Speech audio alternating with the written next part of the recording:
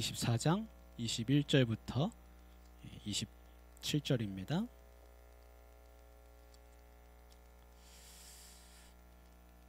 사도행전 24장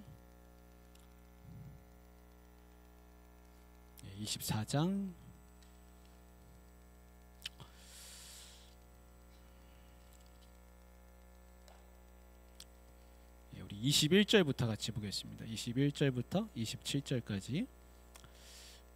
오직 내가 그들 가운데 서서 외치기를 내가 죽은 자의 부활에 대하여 오늘 너희 앞에 신문을 받는다고 한 이 한 소리만 있을 따름이니이다 하니,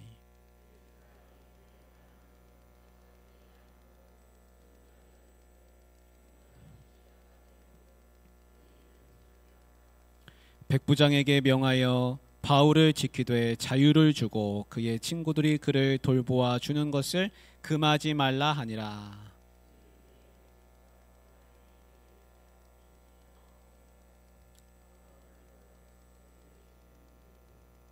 바울이 의와 절제와 장차 오는 심판을 강론하니 벨릭스가 두려워하여 대답하되 지금은 가라, 내가 틈이 있으면 너를 부르리라 하고,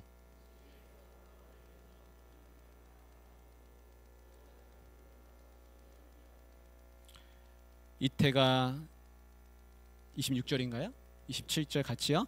이태가 지난 후 보르기오 베스도가 벨릭스의 소임을 이어받으니 벨릭스가 유대인의 마음을 얻고자 하여 바울을 구류하여 두니라. 아멘. 우리 같이 찬양하겠습니다. 너는 시냇가에 심은 나무라. 우리 같이 손을 뻗어서 함께 축복하는 마음으로, 너는 시냇가에, 너는 시냇가에 심은 나무라. 하나님의 사랑 안에 믿음 뿌리 내리고 주의 뜻대로 항상 살리라. 아멘.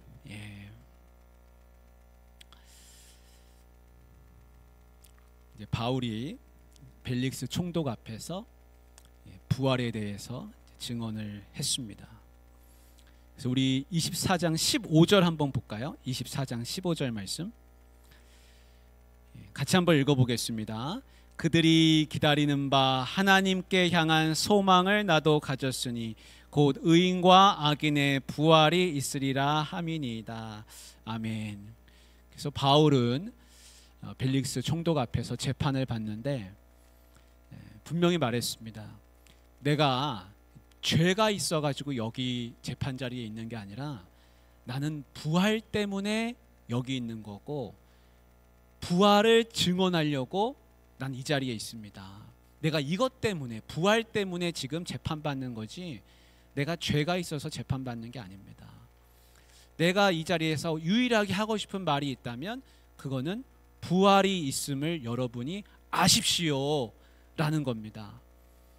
그 앞에서 재판하고 있는 벨릭스 총독, 그리고 나를 고소하고 있는 대제사장들과 유대인 집권자들, 이 자리에 있는 모든 사람들이 알아야 할 것은 한 가지입니다. 그거는 부활이 있다.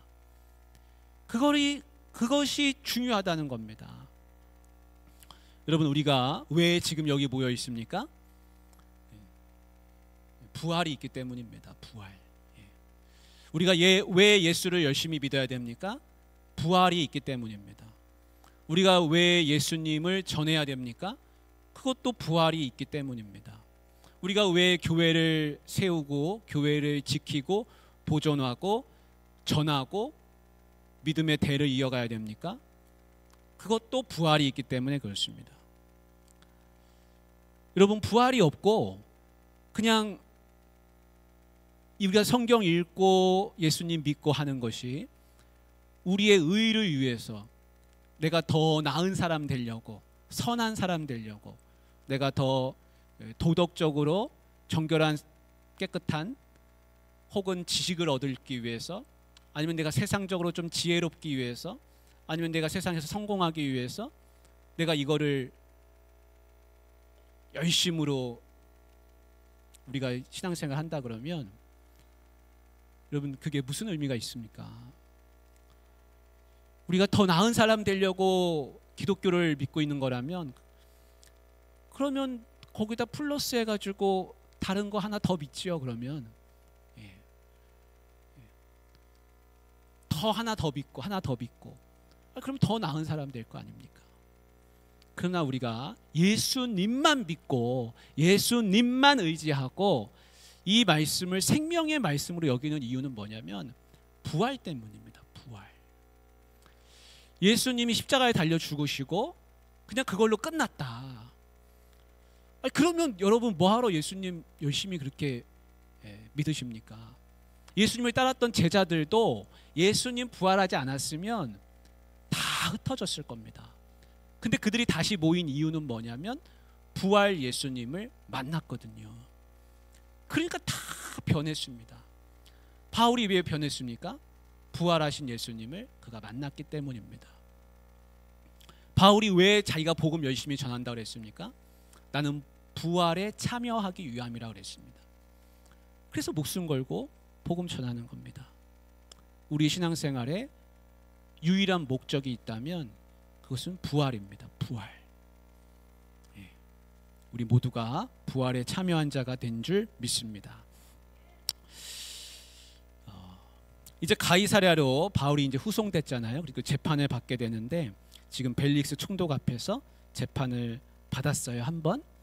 세 번 재판 받습니다. 세 번 재판 받는데 이제 벨릭스 총독한테 한 번 받고 나중에 벨릭스 총독이 임기가 끝나고 이제 베스도라고 하는 사람이 또 와요. 그 베스도라는 사람한테서 또 재판 받습니다. 그리고 나중에 이제 아그리빠라고 하는 사람 앞에서 또 재판을 받습니다. 근데 이 재판이 뭐 한 번 받고 끝나는 것도 아니고 일주일 받는 것도 아니고 한 달 받는 것도 아니고 지금 이 벨릭스 앞에서 재판받고 구류되고 하는 이 과정이 여러분 2년입니다. 2년. 2년 동안 지체하고 있는 거예요. 얼마나 힘들겠습니까? 근데 나중에 바울이 뭐라 그러냐면 나는 가이사에게 항소하겠습니다. 그럽니다. 아니 그러면 지금까지 2년 동안 재판받느라고 고생했는데 가이사한테 항소하면은 또 로마까지 가야 한다는 소리인데 로마까지 뭐 비행기 타고 가는 것도 아니고 목숨 걸고 그것도 배 타고 가야 되는데 얼마나 힘듭니까? 그리고 언제 황제가 만나줄 줄 압니까? 근데 황제 만나겠다는 겁니다. 왜 그렇게 합니까? 왜 이렇게 힘들게 합니까?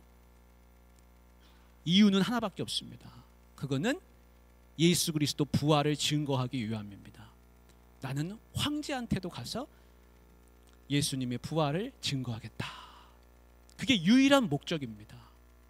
뭐 황제 만나서 황제 얼굴 한번 보려고? 아니죠.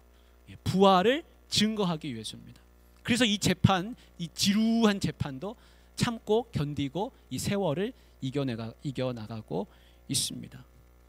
22절에 한번 보시기 바랍니다. 22절에 벨릭스가 이제 바울이 한 얘기를 다 들었습니다.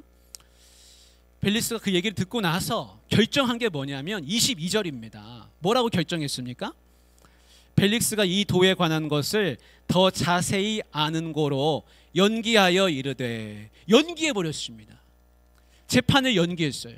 그리고 하는 말이 천부장 루시아가 내려오거든 너희 일을 처결하리라. 천부장 루시아 누굽니까? 글라우디오 루시아, 예루살렘의 치안을 담당하고 있는 천부장이잖아요. 그 천부장이 편지 써가지고 보병대, 기병대 다 백부장 두 사람 동원해가지고 200명이 넘는 군인들을 동원해서 바울을 가이사랴까지 보내지 않았습니까? 근데 그 천부장 루시아가 여기 가이사랴로 내려오면 다시 재판하겠다는 겁니다. 근데 이거는 뭐 언제 내려온다는 건지 언제 하겠다는 건지 그런 약속도 없습니다. 그냥 연기한 겁니다. 연기의 명분은 루시아가 내려오면 다시 하겠다는 겁니다. 왜냐하면 루시아가 예루살렘에 치안을 담당하고 있고 바울이 거기서 소동이 일어났을 때 매를 맞았잖아요. 그때 천부장 루시아가 바울을 건졌잖아요. 그 모든 광경을 루시아가 다 담당했기 때문에 오면은 다시 재판하겠다는 겁니다. 근데 이거는 하나의 재판을 연기하는 명분일 뿐이지 이미 벨릭스는 바울이 로마법을 어긴 것이 하나도 없다는 것을 알고 있습니다. 왜 그렇습니까? 다음 구절을 한번 보십시오. 23절.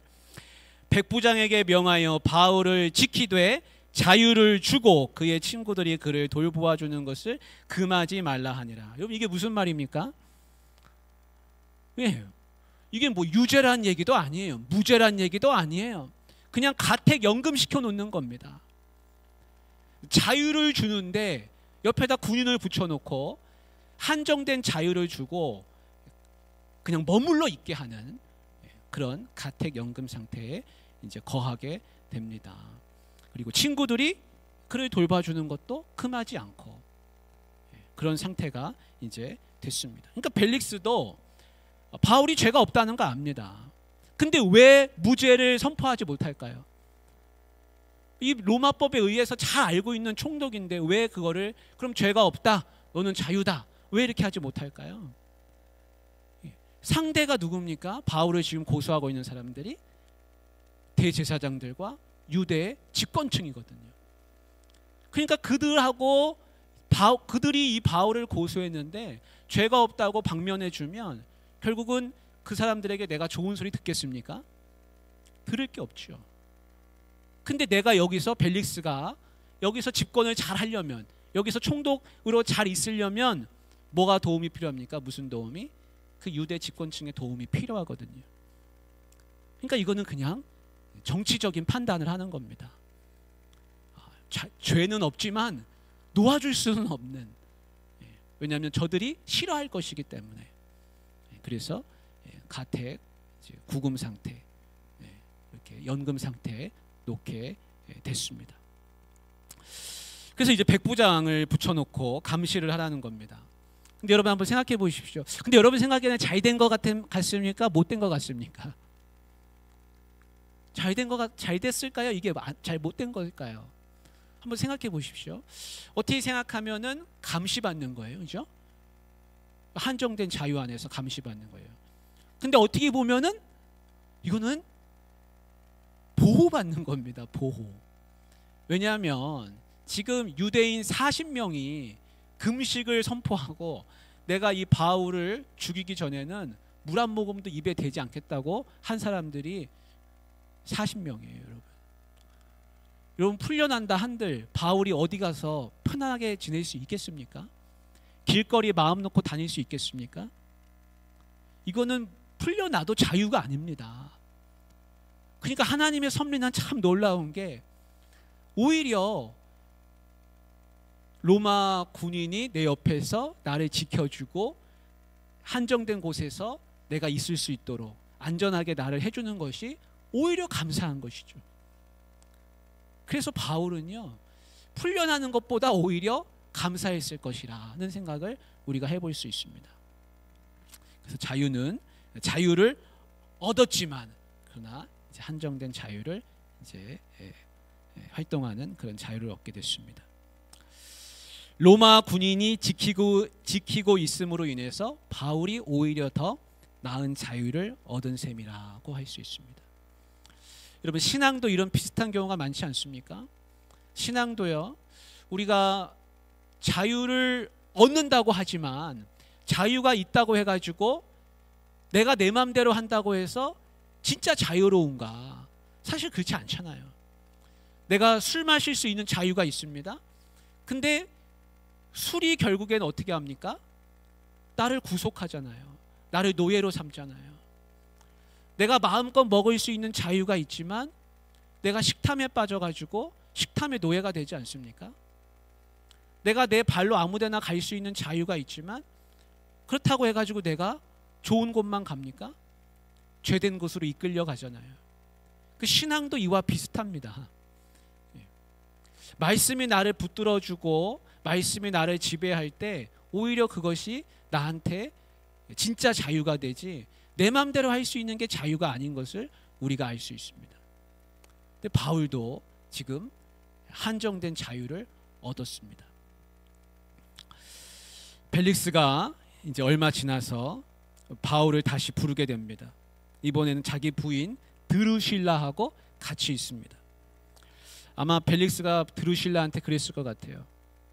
여보, 지금 이상한 사람 하나가 재판을 받고 있는데 이 사람은 유대인이고 로마 사람이고 근데 이상한 말을 하고 있다고. 무슨 말을 하냐면 나사렛 예수라고 하는 사람이 부활했다는 이야기를 하고 있어. 우리 한번 그 얘기 좀 한번 들어봅시다. 그렇게 해가지고 드루실라랑 같이 이제 바울을 불러서 이야기를 듣게 됩니다. 이 드루실라는 유대의 여자이기 때문에 아마 나사렛 예수라는 이름을 들은 적도 있을 겁니다. 바울을 만나고 싶어 했을 수도 있어요. 이 두 사람이 바울 앞에 바울을 불러다 놓고 그 앞에 앉아가지고 이야기를 듣습니다. 근데 여러분, 바울이 거기서 무슨 이야기를 할까요? 벨릭스 만나가지고 나는 죄가 없습니다. 나는 결백합니다. 이런 얘기 했을까요? 아니죠. 벨릭스 앞에서 아첨하는 말 했을까요? 그것도 아닐 겁니다. 잘 보이려고 했을까요? 그런 것도 아닙니다. 오늘 말씀에 보면 우리 25절 말씀을 한번 같이 한번 읽어보겠습니다. 24절, 25절 같이 읽겠습니다. 수일 후에 벨릭스가 그 안에 유대 여자 드루실라와 함께 와서 바울을 불러 그리스도 예수 믿는 도를 듣거늘 25절 같이 읽습니다. 바울이 의와 절제와 장차 오는 심판을 강론하니 벨릭스가 두려워하여 대답하되 지금은 가라, 내가 틈이 있으면 너를 부르리라 하고. 그래서 이 벨릭스와 드루실라가 이제 바울을 만나서 이야기를 듣는데 바울이 한 이야기는 25절에 다 들어 있습니다. 뭐라고 하고 있습니까? 의와 절제와 장차 오는 심판을 강론했다. 그렇게 말씀하고 있습니다. 여러분, 바울이 어떻게 강론했을까요? 아마 벨릭스는 좀 흥미있는 이야기, 좀 나를 좀 즐겁게 해줄 만한 이야기, 내 호기심을 채워줄 만한 이야기를 해줬으면 좋겠다, 이런 생각으로 아마 바울을 불렀을 겁니다. 그러나 바울은 거기서요 무슨 이야기를 했냐면 의와 절제와 장차 오는 심판에 대해서 이야기했다 그럽니다. 여러분, 의로움이라는 건 뭡니까? 의로움이라고 하는 것은 벨릭스가 생각할 때 의로움이라는 건 아마 이런 걸 거예요. 황제가 이거는 의롭다. 황제가 법을 만들고 로마의 집권층이 이거는 옳다. 자기도 재판을 하니까 자기도 의로움을 판단하는 사람 아닙니까? 그러니까 로마법에 의해서 황제가 만들었고 로마의 집권층이 만든 그 로마법에 의해서 이거는 옳다라고 선포하는 것이 자기들의 의로움이잖아요. 그런데 그 로마법을 잘 알고 있는 로마법에 정통한 총독 앞에서 바울이 말하는 의로움은 뭐였겠습니까? 그 의로움이라고 하는 것은 예수님을 믿어야 한다는 겁니다. 예수님을 믿어야 의로운 것이지, 당신들이 생각하는 그 의로움은 시대가 지나가면은 달라지는 것이고 그거는 사람이 만든 의로움일 뿐이다. 하나님 앞에서 의로움을 받을 때, 의롭다고 인정받을 때 그것이 진짜 의로움입니다. 그렇게 선포하지 않았겠습니까? 여러분, 공산당이 집권하는 공산주의 사회에서는 공산당이 옳다고 하면 그게 정의입니다. 아프리카에서는 사자를 때려잡은 사람이 의로운 사람이에요. 히틀러를 추종했던 사람들은 히틀러가 말하는 게 의로운 것이었습니다. 오늘 제가 교회에 있는데 어떤 여자분 두 분이 찾아오셨더라고요. 그러면서 잠깐 이야기 나누고 그분들이 요청하는 건 뭐였냐면 요즘에 그런 법이 만들어진다 그래요. 무슨 법이냐면 원래 남성, 여성이 있는데 남성에서 여성으로 바꾸려면은 수술을 해야 한다 그런답니다. 지금은 우리나라 법이 그렇대요. 트랜스젠더가 성을 바꿀 수 있잖아요. 근데 트랜스젠더가 성을 바꿀 수 있는 이유는 수술을 했기 때문이래요. 생물학적으로 변형이 이루어진 거죠. 수술을 했기 때문에 성을 바꿀 수 있다 그래요. 근데 지금 만드는 법이 하나 있는데 그게 뭐냐면 성을 바꾸는데 수술하지 않고 바꾸는 법. 꼭 수술하지 않아도, 수술했다는 증거가 없어도 성을 바꿀 수 있게 하는 법이 지금 만들어지고 있다고 합니다. 그러니까 나는 여자 같은데 나는 성을 바꿔야겠는데 그러면 바꿀 수 있다는 거예요. 그 법이 지금 만들어지는데 그 법을 저지를 해야 된다 그러면서 교회마다 뭐 돌고 있는 시인 것 같더라고요. 그러면서 청원하는 거 그걸 좀 해달라고. 여러분, 예전에는 그렇지 않았습니다. 예전에는 남성은 남성, 여성은 여성이잖아요. 근데 이제 의로운 게 또 바뀌었어요. 뭐 수술을 하든 안 하든 내가 남자인 것 같고 여자인 것 같으면 내 성향에 따라서 성을 자기가 정한다. 그것도 인권이라고 이렇게 이제 하는 그런 세상이 됐습니다. 의로움이라는 것은 계속 바뀝니다. 사람들은 정의로운 것, 의로운 것 좋아해요. 맞습니다. 추구해야 됩니다. 그런데 안타까운 건 뭐냐면 그게 바뀐다는 거예요. 예전에는 보신탕 대접하면 좋은 거였습니다. 요즘 보신탕 잘못 대접하면 어떻게 될지 몰라요. 이제 의로운 게 바뀌었어요. 법이 바뀌었어요. 여러분, 세상은 그렇습니다. 근데 벨릭스가 말하는 의로움이라는 건 뭡니까? 그거는 로마법이에요. 그러나 바울이 얘기하는 의로움은 뭡니까? 변치 않는 의로움. 사람이 아무리 의롭게 되려고 해도 의롭게 될 수 없는 그 의로움. 하나님이 의롭게 하셔야 됩니다. 당신이 의롭게 될 수 있는 근거는 딱 하나인데 하나님을 믿으십시오. 예수님을 믿으십시오. 당신의 죄를 용서받으십시오. 그거 외에는 없습니다. 그거를 강론했을 거예요. 여러분, 절제를 강론했다고 그랬습니다. 여기서 말하는 절제는요, 자기 자신을 자기가 제어하는 거예요. 자기의 욕망을 자기가 꺾는 거예요. 자기의 욕망을 자기가 다스릴 줄 아는 거예요.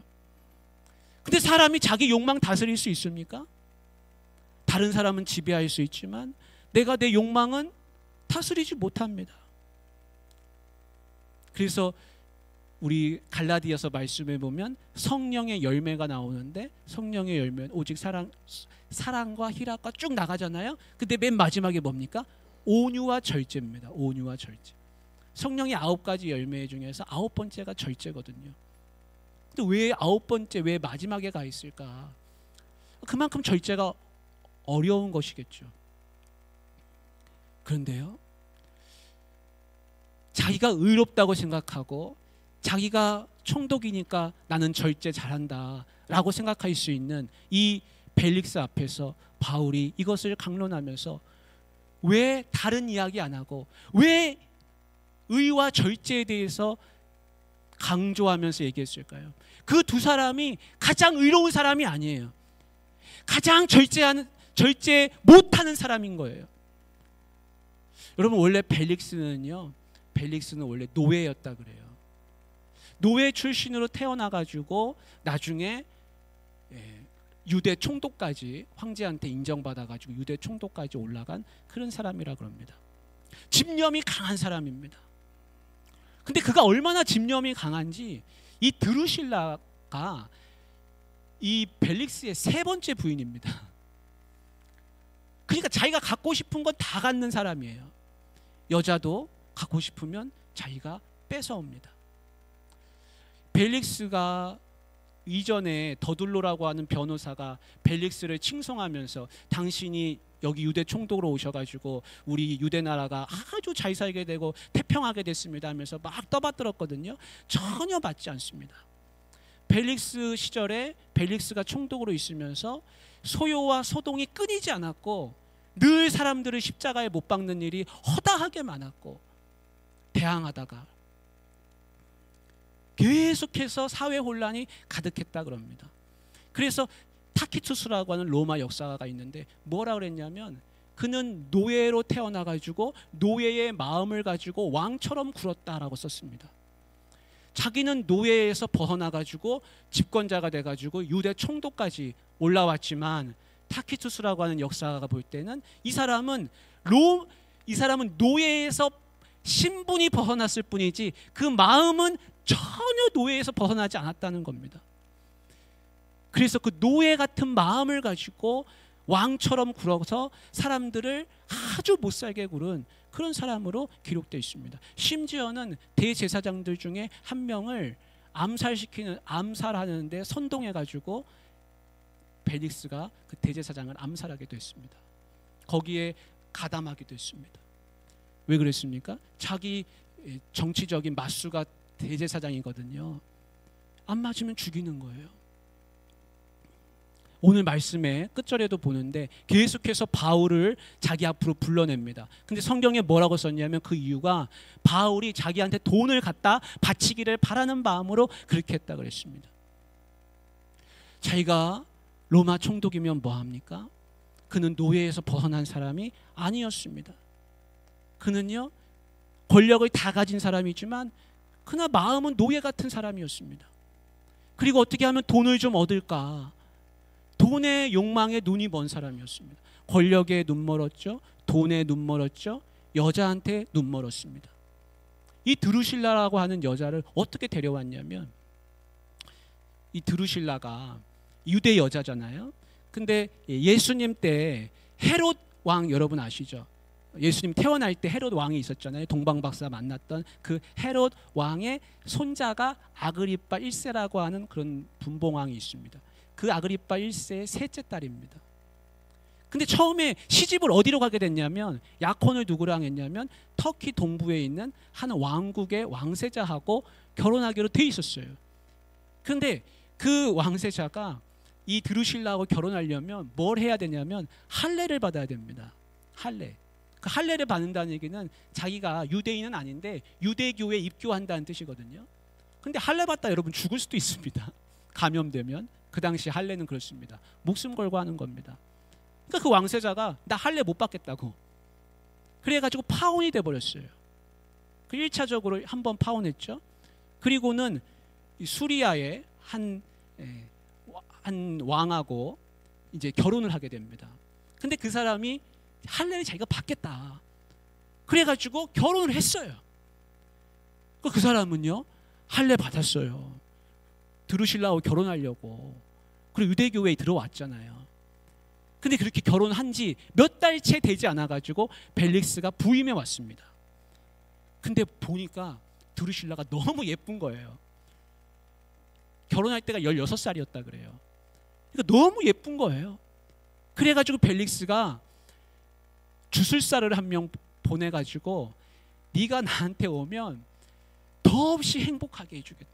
세상에 노는 가장 아름다운 여자로 가장 행복한 여자로 내가 널 만들어주겠다. 나한테 와라. 그래가지고 드루실라가 벨릭스한테 옵니다. 자기를 위해서 할례까지 받고 결혼한 남자를 버리고 로마 집권자 이 벨릭스 총독한테 세 번째 부인으로 들어왔습니다. 여러분 이거는 한번 생각해 보십시오. 첫 번째 파혼한 이유가 뭡니까? 그거는 할례 안 받아서 파혼한 거예요. 두 번째 이 사람 할례 받았습니다. 그래서 결혼했어요. 근데 벨릭스가 할례 했겠습니까? 할례 안 하죠. 완전 이방 사람이에요. 할례를 받으면 그래도 나은 거예요. 할례 안 받았습니다. 그런데도 왜 왔겠습니까? 드루실라가 로마 사람이 너무 좋은 거예요. 힘을 갖고 능력 있는 이 사람이 너무 좋은 거예요. 이 총독이 너무 좋은 거예요. 돈이 너무 좋은 거예요. 권력이 너무 좋은 거예요. 자기도 로마 사람하고 살아보려고 시집 다시 왔습니다. 여러분 드루실라와 벨릭스가 지금 그 앞에 그렇게 하고 앉아 있습니다. 바울이 무슨 말 하고 싶겠습니까? 당신들 지금 그렇게 해서 계속 살다가는 나중에 하나님의 심판이 있음을 기억하십시오. 당신이 나를 구류시켜 놓고 재판한다고 앉아 있지만 재판 받을 사람은 바로 당신들입니다. 당신들은 가련한 사람입니다. 측은한 사람입니다. 의와 절제와 심판, 다가오는 심판, 그것을 말하지 않을 수가 있겠습니까? 우리 계시록 말씀 그 자막으로 한번 보여주시면 같이 한번 읽어보겠습니다. 요한계시록에 있는 말씀인데요, 20장 12절입니다. 같이 시작. 또 내가 보니 죽은 자들이 큰 자나 작은 자나 그 보좌 앞에 서 있는데 책들이 펴 있고 또 다른 책이 펴졌으니 곧 생명책이라. 죽은 자들이 자기 행위를 따라 책들에 기록된 대로 심판을 받으니. 여러분 이 말씀 잘 보십시오. 죽은 자나, 내가 보니 죽은 자들이 큰 자나 작은 자나 모든 자가 보좌 앞에 서 있다 그랬습니다. 근데 거기는 책이 펴져 있다 그랬어요. 그 책은 무슨 책입니까? 모든 행위를 다 기록한 책이라 그랬습니다. 모든 행위가 다 기록되어 있다 그랬습니다. 여러분 우리도 지금 어디든지 가면은 CCTV가 나를 다 보고 있잖아요. 안 보고 있을 것 같지만 다 보고 있잖아요. 요즘 다 추적하잖아요. 그래서 여러분 CCTV도 나를 다 보고 있고 인터넷에서 내가 돌아다니는 것도 모든 흔적이 다 남아서 나중에 조사하면 다 나온다는 겁니다. 사람도 사람을 그렇게 감시하고 추적할 수 있는데, 여러분 만군의 여호와 하나님께서 내가 한 행동, 행실, 말 한마디 어떻게 살아왔는지 여러분 그거 모르시겠습니까? 그 책이 있다고 성경은 말씀했고 그 옆에 무슨 책이 있다고 그랬어요? 생명책이 있다고 그랬습니다. 여러분 드루실라와 벨릭스, 자기들은 대단한 사람이라고 생각하고 있지만 그들의 행실은 지금 다 기록되어 있습니다. 바울이 다가오는 심판이 있습니다. 그 심판, 당신들이 면하기 위해서는 예수님이 필요합니다. 예수님을 믿으십시오. 예수님 앞으로 돌아오십시오. 우리 요한복음 그 말씀 한번 같이 한번 읽겠습니다. 요한복음 5장 24절 같이요. 내가 진실로 진실로 너희에게 이르노니 내 말을 듣고 또 나 보내신 이를 믿는 자는 영생을 얻었고 심판에 이르지 아니하나니 사망에서 생명으로 옮겼느니라. 아멘. 당신들 그 심판, 다가오는 그 심판 잘 받고 싶으면 예수님을 믿으십시오. 내가 이 말씀 전할 때 믿으십시오. 벨릭스가 이야기를 다 듣고 성경은 뭐라고 했냐면 그가 두려운 마음이 들었다고 그랬습니다. 그러나 너무나 안타까운 건 뭐냐면 벨릭스는 두려운 마음이 엄습해 왔지만 내가 너를 다시 부르겠다 하고 돌려보냈습니다. 여러분 자기가 지금 믿고 싶으면 믿고 믿기 싫으면 믿기 싫고 또 부르면 또 와서 또 얘기해야 되고 자기가 그렇게 생각하고 있죠. 그러나 여러분 벨릭스는 나중까지도 결국 돌아서지 못했습니다. 벨릭스가 만약에 돌아섰다면 바울과 마주 앉아가지고 바울의 강론을 들었는데 그 이야기를 듣고 그가 마음을 돌이켜서 내가 잘못 살았구나, 내가 이렇게 살 게 아닌데 심판이 있구나, 이 두려운 마음은 무엇이지? 이 두려움으로 내가 살면 안 되지. 만약에 그렇게 돌이켰다면 드루실라도 벨릭스도 생명책에 기록되어서 하나님의 영광의 보좌 앞에 나아갈 수 있었을 겁니다. 그러나 그들은 마치 이것을 듣고 싶으면 듣고 듣기 싫으면 듣기 싫은, 내가 나중에 다시 부를 테니까 또 와서 얘기해라, 그렇게 하고 넘어가고 말았습니다. 사랑하는 우리 귀한 성도님들, 우리는 의와 절제와 다가오는 심판 가운데서 하나님이 우리에게 예수님의 보혈로 다 덮어주신 줄 믿습니다. 그래서 심판이 아니라 영생의 생명으로 옮겨갔고 우리는 세상의 의로움이 아니라 하나님이 의롭다 하시는 그 의로움을 입고 내가 할 수 있는 절제가 아니라 성령의 충만함으로 성령 하나님께서 나를 절제할 수 있도록 도와주시는 줄 믿습니다. 우리는 벨릭스와 드루실라 같은 사람이 아니라 오직 구별되어서 하나님 앞에서 살아가는 거룩한 성민인 줄 믿습니다. 우리 같이 기도하면 좋겠습니다. 여러분 기도하실 때 하나님